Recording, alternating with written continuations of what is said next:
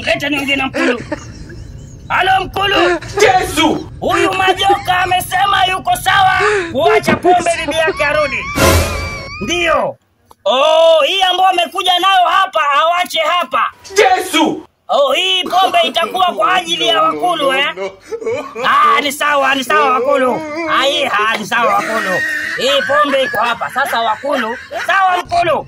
Wakulu wanasema hii ambayo umekuja nayo itabaki kilingeni. Yesu! Wewe utaenda utanunua nyingine. Sawa? Sawa.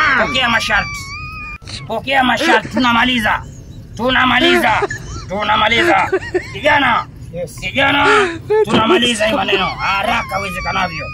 Wewe tiba yako ni ndogo. Tiba yako imefika. Bibi yako ukifika nyumbani utamuona amelala kitandani. Yesu! Sawa. Ongea hapa. Ongea kisirisiri hapo. Ongea hapo ndani. Sawa, tosha. Weka hapa chini.